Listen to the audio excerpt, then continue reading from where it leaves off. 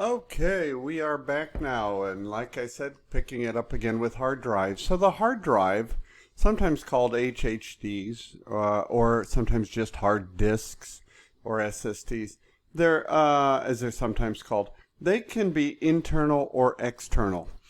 These storage devices contain one or more inflexible circular platters that we've been kind of discussing that we'll get into more detail now. And these platters use magnetic particles. The particle alignment is what creates the 0 bit and the 1 bit, that the on-off switch, basically. And the cases for the hard drives are airtight and sealed. Now, I'd like to introduce another term here, not in the book, and that's DAS, right? Direct Attached Storage. DAS is digital storage directly attached to the computer that's accessing it, as opposed to storage over a computer network, right? Which later we'll call network attached storage. So examples of DAS do include these hard drives and solid state drives, optical disk drives, and storage on external drives. So there's a term called DAS. Again, not in your book, but I just thought it was interesting and you would like to know.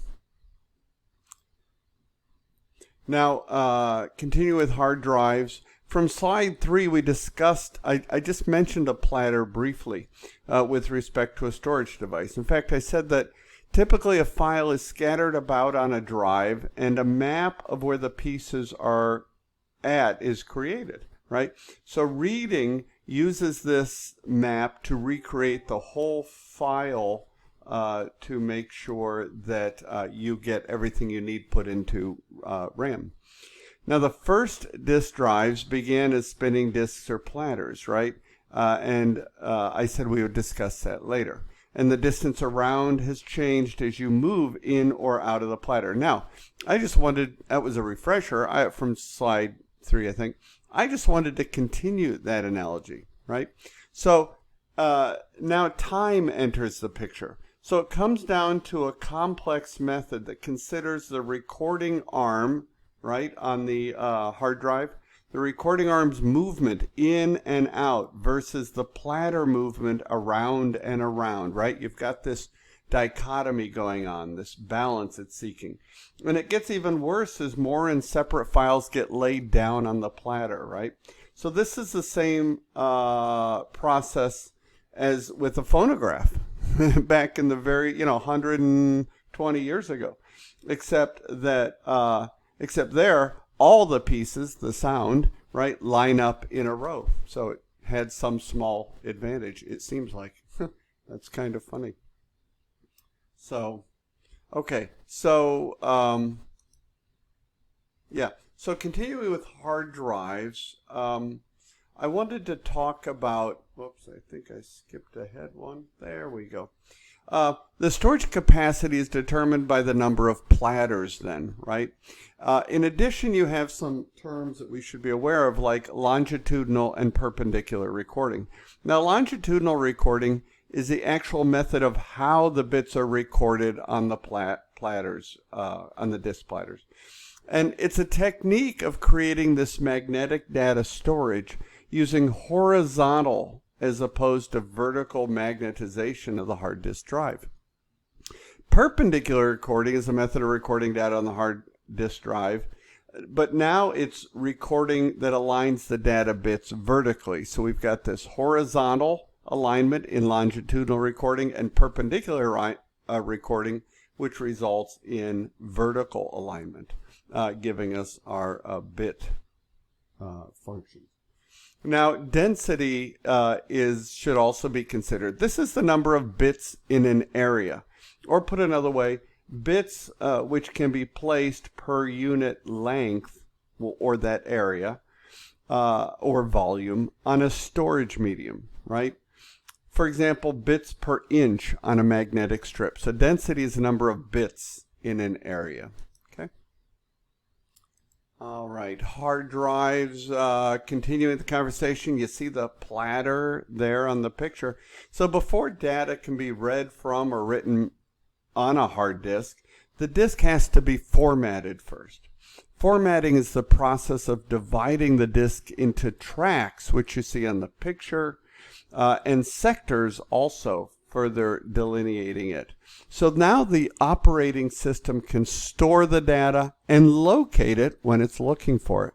So the track forms in a circle around the disk as you format it. And it breaks the tracks into small sectors, and each sector can store up to about, I think it's 512 bytes of data. Now each platter has two read-write heads, notice. One for each side, the top and the bottom.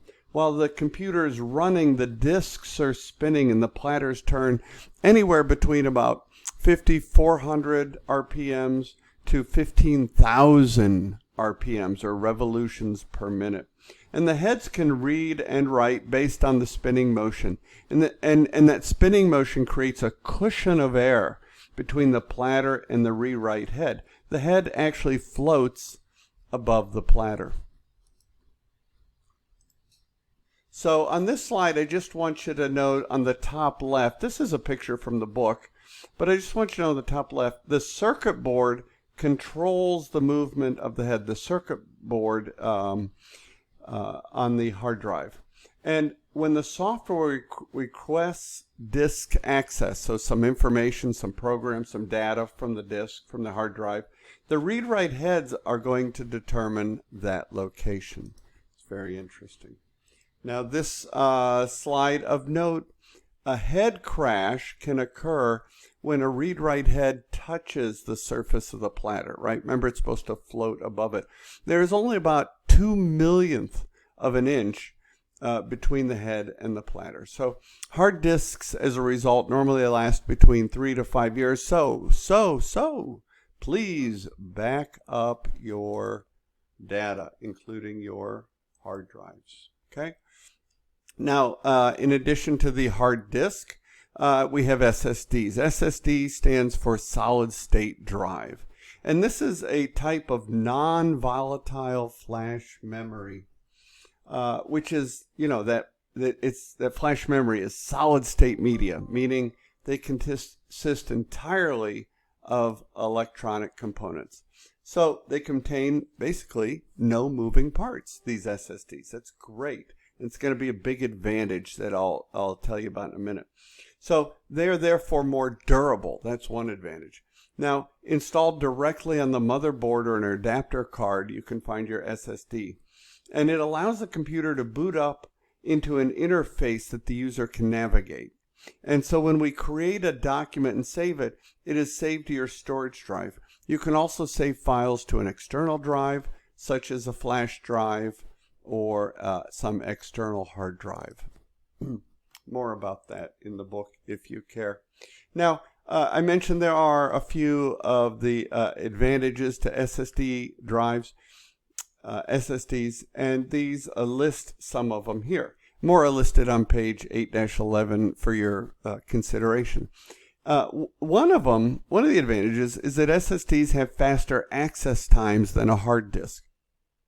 Access time on the hard disk depends on the location of the data. Remember, on the platter, it's got the circles and then the tracks and the sectors, and it's spinning and the head is finding it. The data on the SSD, by contrast, can be accessed almost instantly because it has no moving parts. So the question is, should you use a hard disk or an SSD?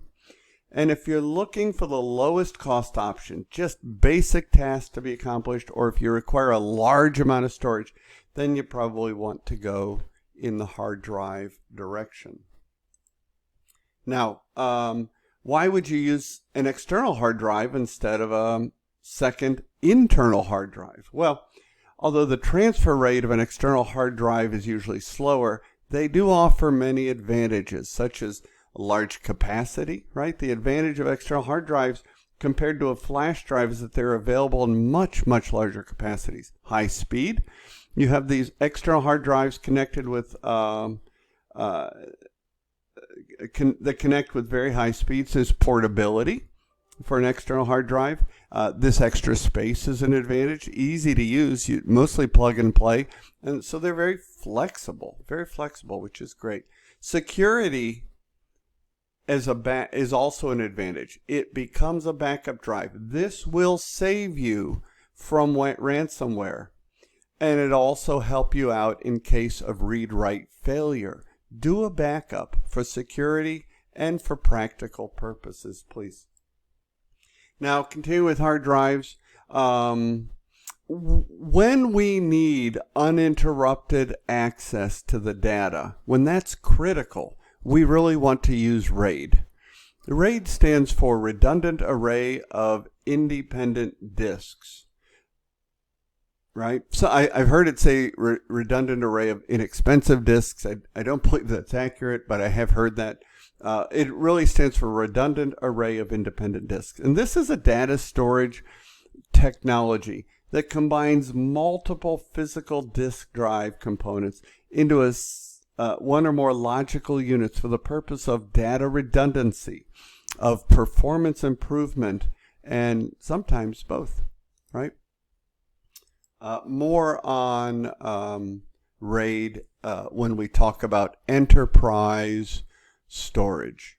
Okay, so portable flash memory storage. So in addition to SSDs, there are two other widely used types of flash memory storage, right? One is a memory card. So memory cards, as you recall, are small devices, really no bigger than your thumbnail maybe, depending on how big your thumb is, I guess, that are used to store electronic data. So this can be anything, right, depending on the device, from photos and music and movies and games, documents, programs, more, right? So some common types of memory cards are listed on this slide. There are others too. And there's a slot in the computer that often accepts multiple types of cards. If it doesn't have a built-in slot, believe it or not, yeah, I'm sure you can believe it, you can go out and buy a card reader writer for these items. The other common type of memory cards is a USB flash drive, right? A USB flash drive, as you recall, is data storage device that includes flash memory that's integrated with some USB interface, right? Plugs into your computer port. It is typically removable, rewritable, and much smaller than an optical disc, right? So USB flash drives are often used for storage, backing up data, and transferring of computer files. Again, I highlight backing up data. Now, on this slide, I would just like to point out, and this is a picture from the book also, right? Starting in the top left, memory cards are, they have metallic conductors that make contact with the connectors in your computer, or connectors in the card, right? A card read writer. So that's in your computer. And it's this connection that allows the transfer of data. So when requested, the controller is going to transfer items stored on the flash memory chips to the metallic conductors using the registers for temporary storage. I thought that was very interesting. So now I'm going to take a break there. We'll come back with cloud storage and work to finish our lesson there. Thank you.